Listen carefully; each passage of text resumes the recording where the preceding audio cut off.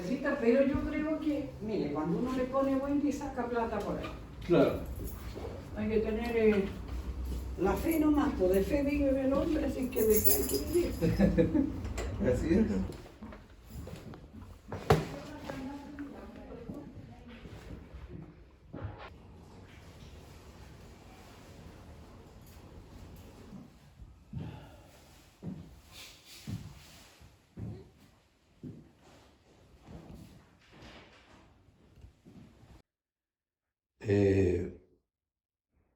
La carrera demandaba una buena parte del tiempo, obviamente, porque egresé en 4 años de los 5, pero paralelo a ello había una serie de actividades que uno asumía por convicción, por formación humanista y por compromiso con el retorno a la democracia en nuestro país.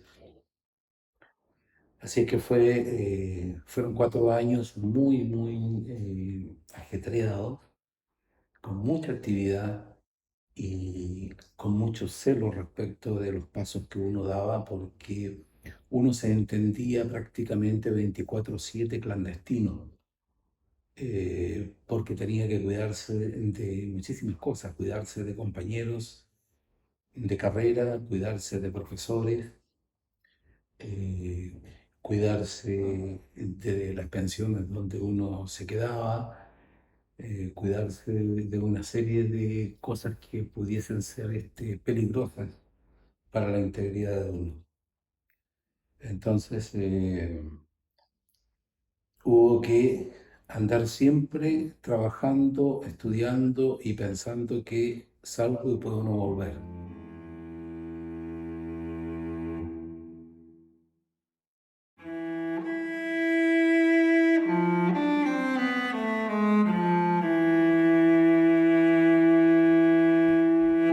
Lograr el retorno a la democracia.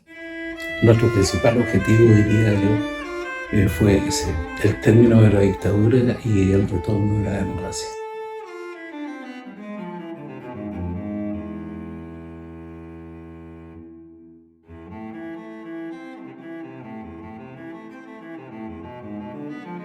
Las actividades, por tener el rigor de ser clandestinas, eran de mucho cuidado. Las actividades que se hacían no eran tan masivas. Las protestas no eran tan frecuentes. Pero sí había un trabajo que consistía en panfleteo, mucho panfleteo, empapelar paredes, hacer rayados, grafitis y todo ese tipo de cosas que fueran despertando en la ciudadanía la inquietud y la visibilización de que lo que se estaba viviendo no era vivible.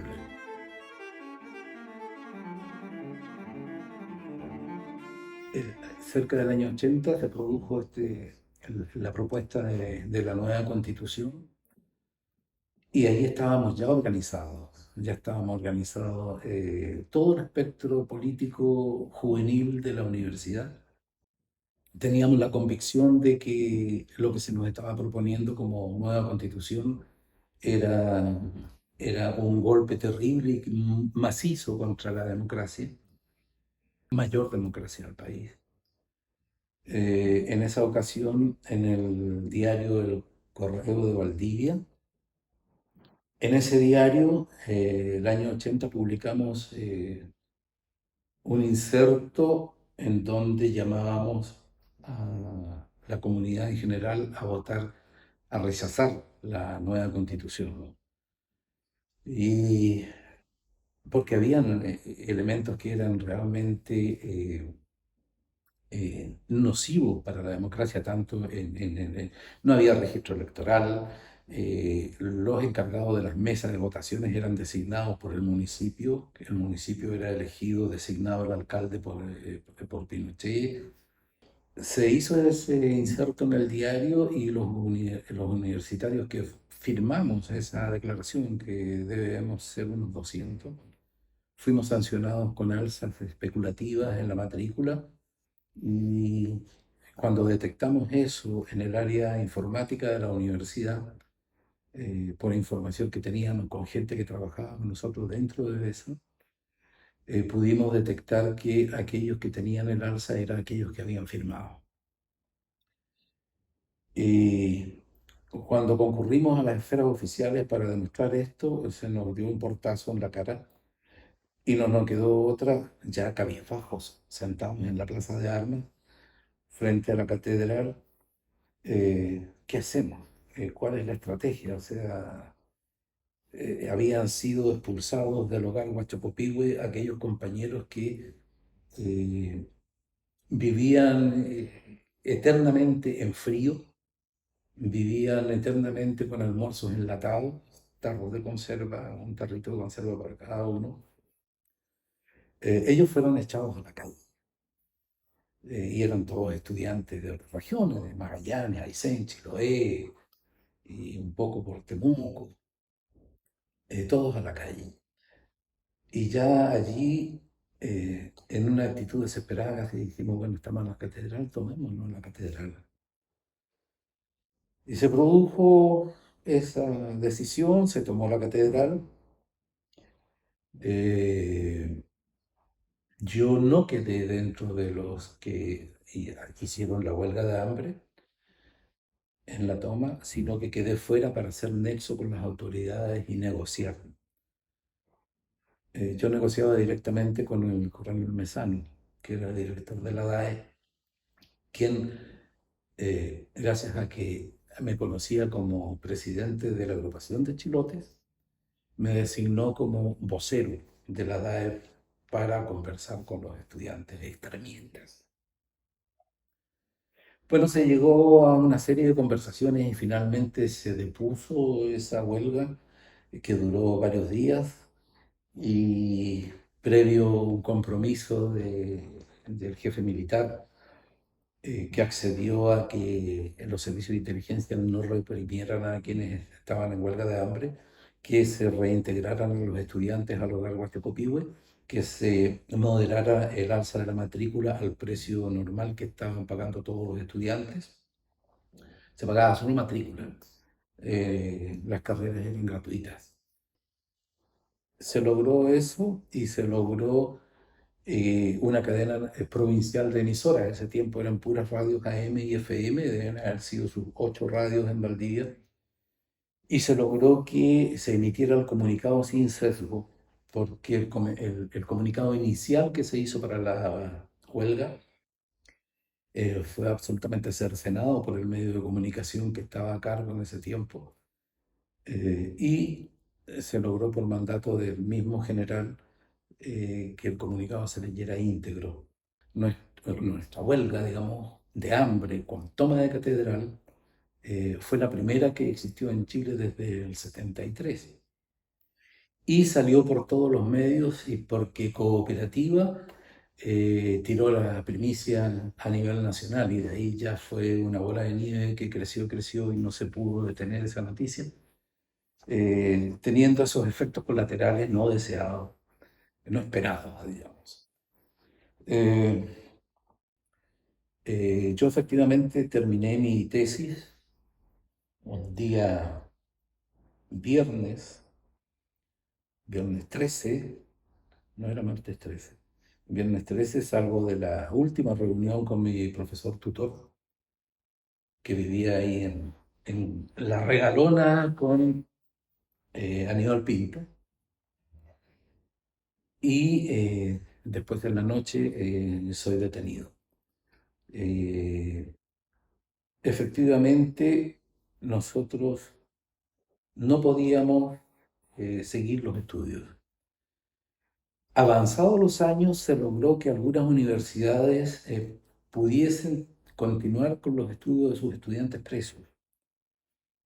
Fíjate que una de las universidades que hizo eso fue la Universidad Católica de Chile, que permitió que sus estudiantes que eran prisioneros políticos pudieran terminar sus estudios, continuarlos adentro y terminarlos. No ocurrió lo mismo aquí en la Universidad Austral. En la Universidad Austral eh, a mí se me negó absolutamente la posibilidad de defender la tesis, entregarla o sea, fue entregada, defenderla, porque algunos personeros de la universidad lo consideraban que no era pertinente ni oportuno. Yo apelé, hay dos organismos en la Universidad Austral, la Honorable Junta Directiva y el Consejo Académico, o algo así, tienen dos nombres medio rimbombantes. Eh, en ambas comisiones había un ministro de la Corte Suprema, o sea, la Corte de Apelaciones de Valdivia, que la integraba. En la primera instancia, él fue uno de los determinantes para decir que yo no debía regularizar mis estudios. Insistí con una nueva apelación con aportes de otros documentos y en la segunda instancia, ese mismo ministro, integrante de esa comisión, fue fundamental para determinar que yo sí debía dar mi examen de título. Pero yo a la sazón ya estaba trabajando y empecé a tener largas caminatas hacia la carrera de castellano en la universidad, pero nunca tuve la facilidad de la dirección de la escuela para poder terminar. Y en la última instancia me dicen, usted tiene que demostrar que no tiene deuda. Y tuve que concurrir a la Casa 22, que era una casa que existía allí donde se acopiaban todos los pagos de los estudiantes. Los archivos ya estaban sacados de ahí, habían sido enviados a una bodega, a una ratonera, y prácticamente tenía que ser yo el que fuese a buscar dentro de los miles de documentos que yo tenía pagada mi matrícula, mis aranceles, todo. Así que desistí porque no podía pasar fuera de mi trabajo. Pero solo al final, y muy al final, y ya en democracia, la Universidad Austral cambió ese concepto y permitió, bajo esta apelación mía, de mi caso, yo no conozco de otros casos de la Universidad Austral que hayan pedido reintegrarse para terminar sus estudios. Pero en esta ocasión sí, tal vez se sentó un precedente incluso, y yo no sé si alguien más lo usó después.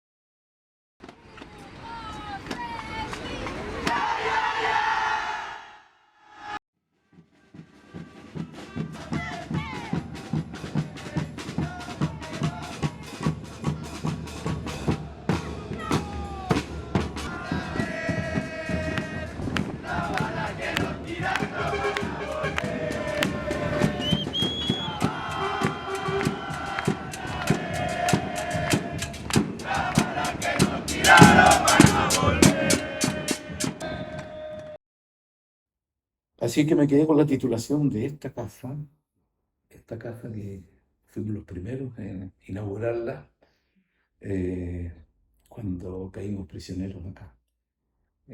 Con nosotros se inauguró él.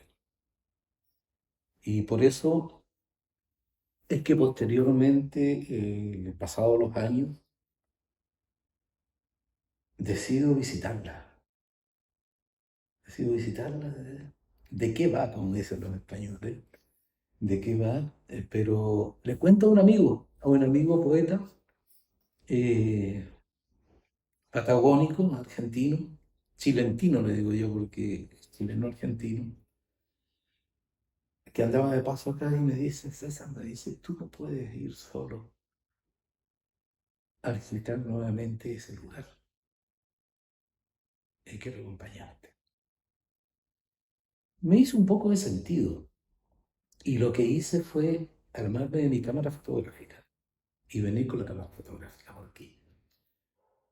Porque no sabía, a pesar de que venía con mi amigo entrañable, Jorge Espíndola,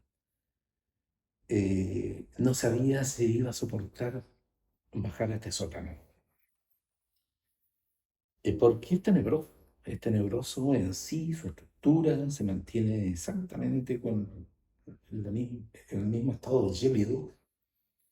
Eh, pero me vine provisto de mi cámara fotográfica, hicimos el recorrido y me dediqué a tomar fotografías, porque dije, si aquí no aguanto, me quedo con las imágenes. Y claro, pasó que la visita se hizo con bastante tranquilidad, con tiempo, y salieron las fotografías que las guardé. Y un día me pongo a pasarlas al computador y las empiezo a revisar. Me detuve en cada foto y casi como una explosión salieron los versos. De cada foto salieron los versos.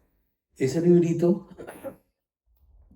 eh, que es este, Amores Hipócritas, Versos del Cautiverio, este librito se escribió en una noche. Y si se le hizo alguna corrección, eh, no fue sustantiva, fue alguna coma o alguna que otra palabra. Lo que da cuenta de que aquí está la sensación más pura y dura de lo que pasaba acá. Y, y me sirvió de mucho. Pero el primer libro me sirvió mucho más. El primer libro lo escribí en prisión, ese se llama Barrotes de Poesía, y me sirvió porque en la Corte de Apelaciones de Puerto Montt se determinó mi libertad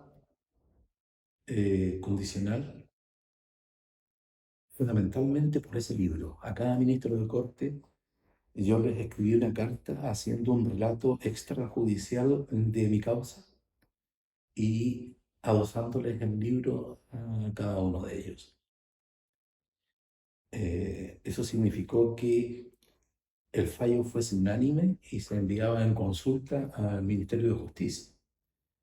Y, oh, sorpresa, el ministro de Justicia que tenía que firmar mi liberación era Jovino Novoa.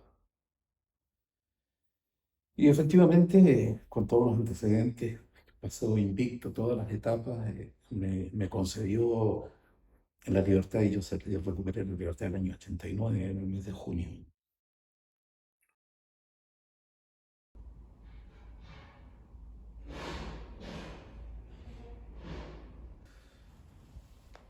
Claro. Pero la posición era la cara sobre esta mesa, así, y cagaba. Una dinámica de la CNI era tratar de quebrar al prisionero, con la incertidumbre, con el misterio, con el temor a lo impredecible. Arriba del sótano tenían una sala con los cuadros de diversos pensadores universales colgados. A esa escena que hoy tiene en la pared las últimas palabras del compañero Salvador Allende corresponde el poema que aparece en mi libro y se llama Pesadilla. Me jala del brazo, subimos cada peldaño dejando la pesadilla. Para subir al cielo se necesita una escalera grande y otra chiquita. Subo, trato de otear entre vendajes, desespera no ver la forma de la muerte. Solo cuento, vuelo, escucho el silencio, retumban nuestros propios pasos como sonidos ajenos. Me enfrenta uno a uno con mis cómplices, ahorcados por la histeria en la pared. Lenin, Mao Zedong, Ho Chi Minh, Marx, Engels. Suficiente, dice, y me ciega.